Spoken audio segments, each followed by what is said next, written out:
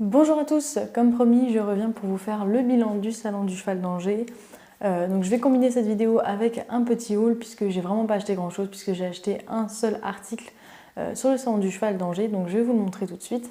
C'est donc ceci et j'arriverai pas à vous le montrer dans le champ en une seule fois parce que c'est extrêmement grand. Donc c'est un fouet d'attelage qui est de la marque Fleck. Donc c'est une marque allemande de très bonne qualité qui fait tout ce qui est fouet, chambrière, etc. Donc vous voyez, je l'ai déjà bien utilisé, bien baptisé. Donc j'ai acheté ça pour travailler pour l'instant en longue graine avec Dakota puisque je ne fais pas encore d'attelage. Mais du coup c'est quand même très utile pour les longues graines puisque la chambrière est assez encombrante pour travailler en longue graine. Mais la badine de dressage est plutôt trop courte. Donc du coup ça me permet d'avoir un entre-deux pour travailler en étant à l'aise en longue graine. Donc j'ai payé ce petit fouet d'attelage 19 €. C'était le moins cher du salon, donc j'ai fait le tour de quelques stands pour le trouver. Parce qu'il y en avait des qui étaient à presque 30 € alors que c'était le même modèle. Donc voilà, à retenir sur les salons, faites toujours bien le tour des stands avant d'acheter parce qu'il y en a certains qui ne se gênent pas pour gonfler un peu les prix. Donc voilà, je suis super contente de cet achat, je m'en sers vraiment pas mal. Et c'est super agréable de travailler avec. Donc voilà. Ensuite, donc, pour vous parler du Salon du Cheval d'Angers, donc il faut savoir que c'était seulement la deuxième édition du Salon du Cheval. Pour ma part, j'ai trouvé que c'était un très bon salon pour sa deuxième édition seulement.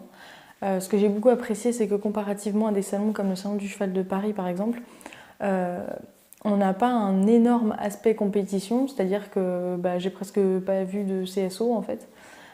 Donc ça c'était super agréable parce que pour moi en fait on vient pas sur un salon pour voir des concours de saut d'obstacles ou autre parce que c'est le genre de choses qu'on peut voir tous les week-ends si on a envie, à peu près n'importe où en France. Tous les week-ends on peut trouver un concours si on veut aller voir. Moi ce que j'attends d'un salon c'est plutôt qu'il me fasse découvrir d'autres choses, rencontrer des gens, voir des choses que j'ai pas forcément l'habitude de voir. Voilà, vraiment découvrir le monde d'équitation dans le sens très très large du terme. Et c'est ça que j'ai trouvé intéressant avec ce salon, c'est qu'on avait quand même beaucoup de diversité. Et du coup, c'était super agréable. On avait vraiment beaucoup de diversité dans les disciplines. Donc on a pu voir du western, du trek, du pony games, du dressage, un petit peu de saut, de l'attelage, du travail à pied. Enfin, on a vu vraiment énormément de choses. Et du coup, c'était super agréable. On avait également une carrière qui était réservée au spectacle. Donc c'était super parce que du coup, les personnes qui sont vraiment à fond dans le spectacle pouvaient rester toute la journée sur cette carrière parce que toute la journée, il y avait des démos de spectacle. Donc ça, c'était cool. Autre point très important, j'ai pu rencontrer Maïna, qui fait partie du club hippique. Et du coup, on a passé la journée ensemble sur le salon, donc forcément, ça c'était super cool aussi. J'ai également profité de ce salon pour rencontrer des professionnels. Donc j'ai notamment rencontré Jean-Luc Parisot, qui est un sellier, donc j'ai sa petite carte ici, qui est en fait meilleur ouvrier de France. Et comme vous avez pu le voir si vous avez regardé le vlog au Salon du Cheval, en fait c'est lui qui a fait la selle de Dakota. Donc du coup j'en ai profité pour aller le voir et puis pour le féliciter pour sa selle qu'il a fait à Dakota parce que c'est une selle de super qualité, faut le dire. Elle est vraiment super. Et du coup, je l'ai félicité pour son travail en lui disant que sa selle était extrêmement confortable aussi bien pour moi que pour elle. J'ai également pu rencontrer une monitrice d'équitation centrée, donc selon la méthode de Sally Swift. Donc j'étais super contente parce que ça fait super longtemps que je cherchais une monitrice justement d'équitation centrée pour pouvoir apprendre parce que bon, j'ai lu le livre mais dans la pratique forcément c'est pas toujours facile de mettre un livre en pratique quand on n'a pas l'aide d'un professeur. Et donc j'ai rencontré cette dame sur le salon qui avait donc fait une petite démo dans la carrière qui expliquait justement qu'elle faisait de l'équitation centrée, etc. Donc je suis allée la voir après sur son stand, on a discuté un petit peu et il se trouve qu'en fait elle donne des cours dans la Sarthe, près du Mans. Donc c'est à 1 heure de chez moi.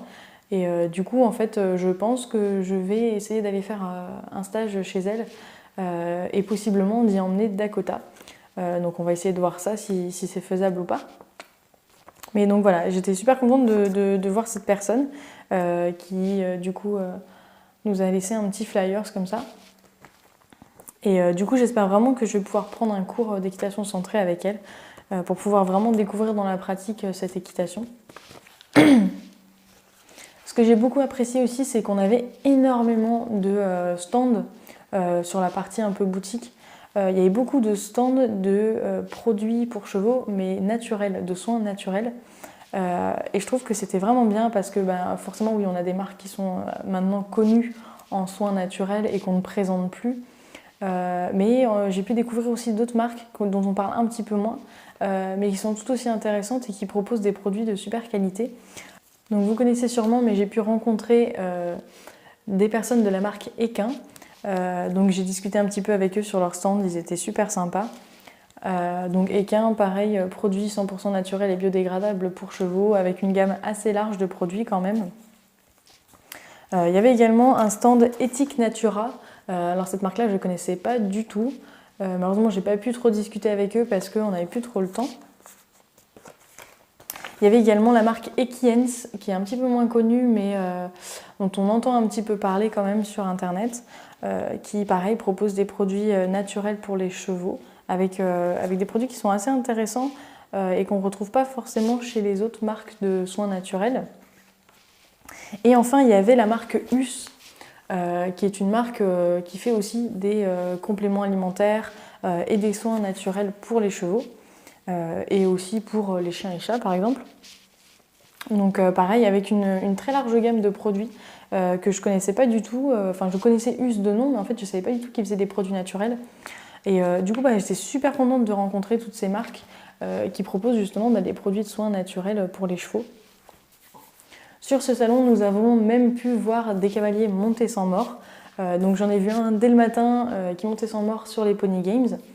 Et un dernier le soir sur la carrière western qui montait donc en Bozal et en l'école éthologique. Donc c'était super cool de voir que voilà, même dans un salon comme ça qui débute tout juste, on a des gens qui sont pour la monte sans mort qui viennent se présenter déjà. Du coup c'était super cool. Après il n'y avait pas particulièrement de mise en valeur en fait, c'est parce que c'était vraiment dans le domaine du western et que du coup dans le western ça arrive quand même très souvent de voir des gens monter en Licoletto ou en Bozal, c'est quand même quelque chose d'assez commun. Ce que j'aurais apprécié vraiment ce serait qu'on mette en valeur l'équitation éthologique et l'équitation sans mort. Ce qui manque encore un petit peu dans le salon, on n'a pas du tout de stand de matériel pour cette équitation-là. Même pas un petit stand de licol éthologique, etc. Bon, il y avait forcément les stands western qui vendaient quelques licols éthologiques, mais vraiment 2-3 modèles, quoi. C'était vraiment pas très très riche de ce point de vue-là. Un autre point que je regrette sur ce salon, c'est au niveau des livres. En fait, au niveau culture équestre, j'aurais voulu, j'aurais apprécié, on va dire, qu'il y ait des stands avec justement plein de livres où on pourrait trouver plein de livres sur l'équitation.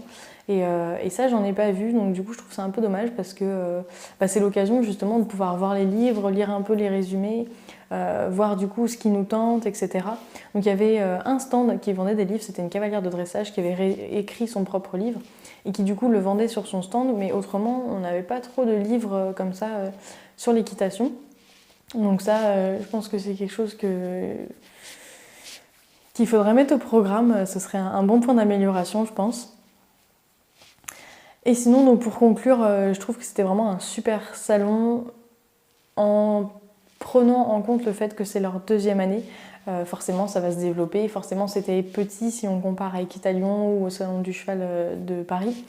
Mais voilà, ça commence tout juste. C'est plutôt un salon qu'il faut encourager à se lancer et à se développer. Et du coup, moi, je les encourage parce que je trouve que vraiment, ils ont déjà fait des beaux efforts.